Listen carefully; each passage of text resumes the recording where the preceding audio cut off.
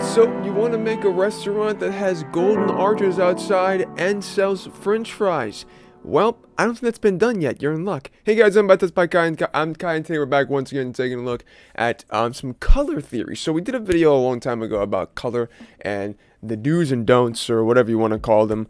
And I want to do one again today because it's been a long time, and there's some things that I want to touch on that we didn't touch on in the last video. So, I talk about color a lot because it's super important no matter what kind of art you're doing, digital art, pixel art, traditional art, no matter what kind of art, it's super, super important. So, the best way I can go about doing this is to give you an example of two different colors and explaining how these different colors look together and what kind of colors look good together. So, essentially, when I create my art, I typically do softer colors instead of 100% saturated colors. So for example, if I have this yellow color here like this, right? Let's zoom in on that. If I have that yellow color, that is 100% saturation. It is all the way saturated. It's much saturated as it possibly can be. It is as bright as it possibly can be.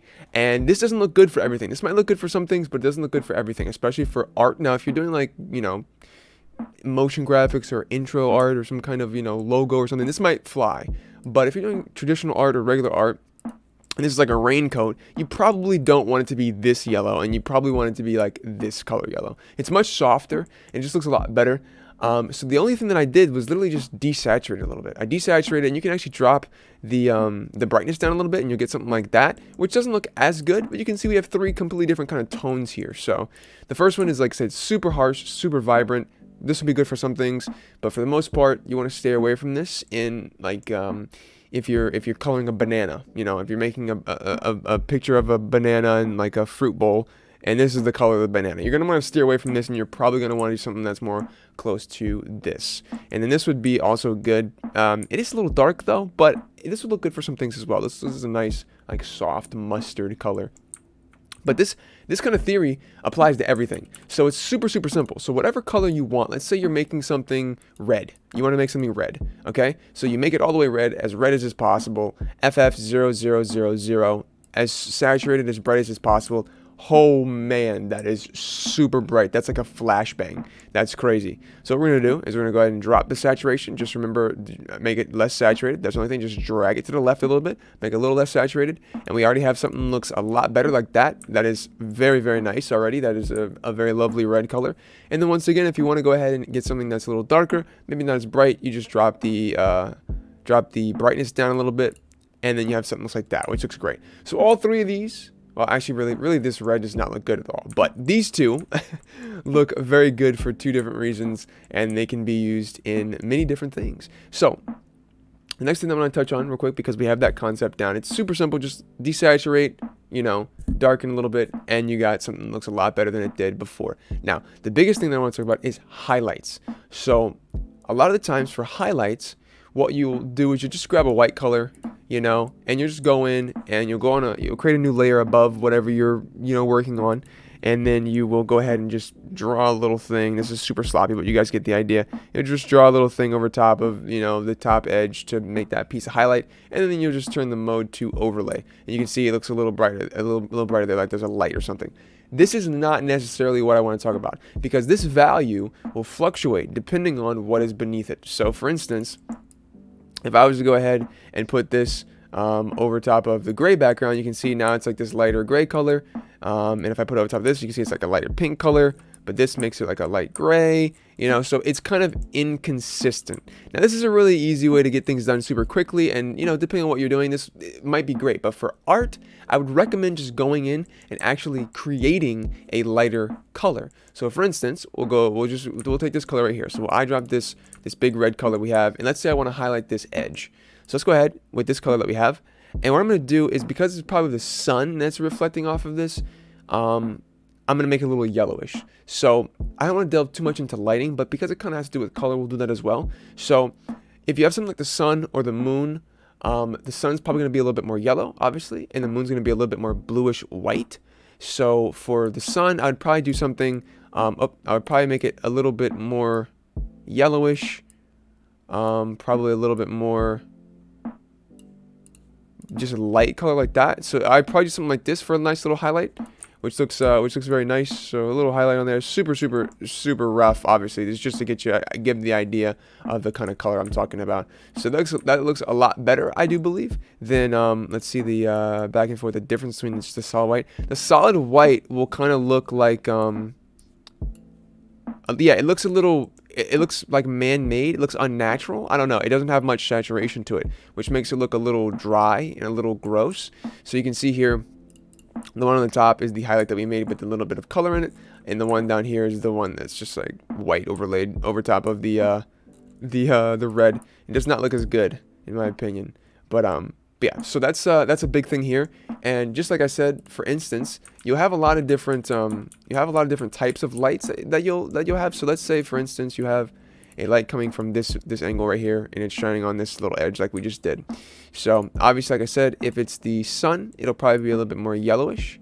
And you can go ahead and do this little overlay strat thing that I said before, this little technique where you just turn the overlay mode on and then just drop the opacity. But for this specific case, you're probably going to want to go ahead and brighten it a little bit so it doesn't look super saturated like that. So it'll brighten it up a little bit. And this looks really good. I like this. This is a nice little highlight that we have on the side of this. That looks pretty good. This is good. So this is when the overlay technique can come in handy, is when you actually overlay it with a color. But once again, if you overlay this with white, it just looks a little rough. It looks a little strange compared to the yellow overlay. So this looks good. This does not look good. Very subtle difference in color, but you can see. So yeah, and like I said, you have maybe green lights that'll come into play. I'm gonna just put this in a quick group real quick so we can all right, there we go. You have lights that'll come into play. So maybe there's a green light somewhere, that's beside the point. You're gonna want to go ahead and do something that's like, like that, and then that'll be nice and green or whatever else. And for neon colors, like some kind of backlighting, or some kind of like maybe a street lamp is glowing onto somebody, or some kind of neon sign in a cyberpunk city or something. I don't know what you're doing, but these are when it's okay to have like neon bright green colors like this. In my opinion, these are the only times it's probably okay to do something like that, and then we can always just go ahead and blur this as well. But yeah, so for the most part, you're going to want to stay away from 100% saturation colors, and you're going to want to stay away from 100% bright colors. So you're going to add a little bit of darkness to some things sometime to make it look nice and good. So let's go ahead and add in another highlight on this. So that's like a soft highlight, and I'm going to put this on the screen. And because I have everything in a group right now, then this is only overlaying on top of the circle. But I don't want to get into that right now. That has nothing to do with color theory. But yeah, you can see here we have a lot of different tones in this. So I'm going to slightly blur this one as well. We have a lot of different tones in this, which makes this look a lot better than if I was to do this on, per se, this circle over here. Because unfortunately, on 100% saturation colors, it's very difficult to use blending modes and make them look good. So we're using this on screen right now. I'll drop the opacity down a little bit more, blur it.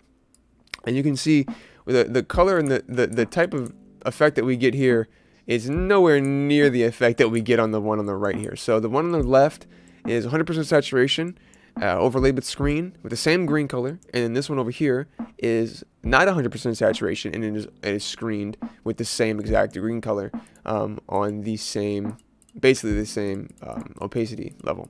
So it's just a little difficult to kind of get this to look good. I mean, like I said, this will look really good for some type of things, but if you want to go for something that looks a lot more natural, a lot more calming, a lot more easy on the eyes, then it would definitely be the one on the right over here. This looks like the Looney Tunes logo or something, which is not bad, like I said, but it definitely has its place, and I don't think that place is necessarily in a painting about bananas or tomatoes, and a girl picking tomatoes, like petting her cat. You know what I mean? If you're doing painting like that, I don't really think you want to have these super dark, harsh colors. They're just really harsh and really grating.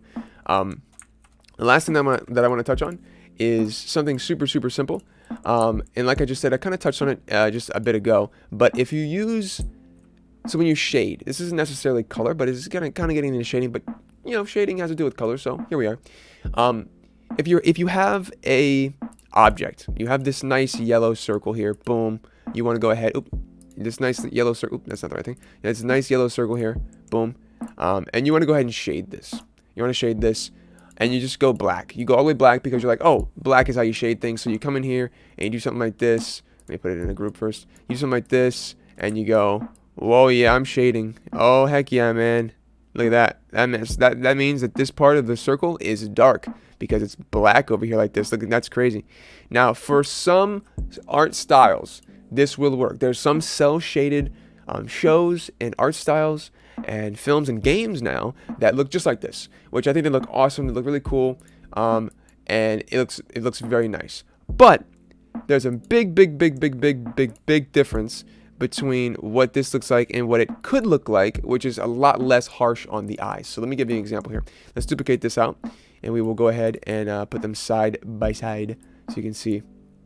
Now, I'm going to take this this black color that we just did here, and I'm going to give it some color. So we're going to go up to the colors and then colorize, and we're going to add some lightness to this, and then we're going to add a bunch of orange to it, orangey pinkish colors like that. Now, instantly, you can see the difference that this has on the color and on the entire piece in general. So the one on the left looks kind of gross. I don't know what kind of color that is. It's like doo-doo brown. I don't know what's going on, but it looks kind of gross. And then the one on the right has a lot more character, has a lot more tone to it, and it just looks more natural. Because if something's being lit by the sun, or it's being lit by the moon, or lit by anything, it's gonna have some reflections that bounce off of the walls, or the floor, even the ground, the grass outside, and it'll actually have a color. This one on the left kind of looks like it's like a hospital room, and it's not really reflecting any color. It has no color because it's solid black, and it's just darkening the yellow color that we have instead of actually adding a color to it and making this yellow darker, you know, and pulling all the tones and all of the timbres and all of the whatever, not timbres, but you get the idea. So it looks a lot better than the one on the left. So always when you're shading something, always make sure you're shading with a color. So if you want this to be nighttime and it's, you know, maybe the moon, maybe you add blue to it instead of, maybe add a little bit of blue, like this, instead of the orange or the pink. So this is the color that we're using right now. It's blue instead of the orange that we had. So I'll go ahead and I'll put that back. We'll put this back on hard light. There we go. And, oh, that's a little too dark. There we go. And then we also have the one that we did before, which is like the pinkish orange that looks so good, which I do believe is about that color. And you can see, so this one, oh, that's a little dark. This one looks like it's, you know, sun time, the sun's reflecting, you know, bouncing off the ground, whatever, what have you. It's nice and soft. And then this one looks like it's the moon, the dark times. But even still, you can see the difference between this dark color shadow here on the right and then the one on the left. So this whole area right here, that's, this whole area right here, this whole dark area is just so harsh, especially compared to this one over here. So, ladies and gentlemen, hope you learned something new about color today. Hope you learned about shading as well, because I mean, it's kind of like a, you know, 2-in-1 kind of thing going on, you know, a little bit. But yeah, hope you, ladies and gentlemen, learned something new. If you want to see any more tutorials about color or about anything, just always let me know down below, and I will. I hope you guys enjoyed it. I will see you in the next one. But until then, bye bye.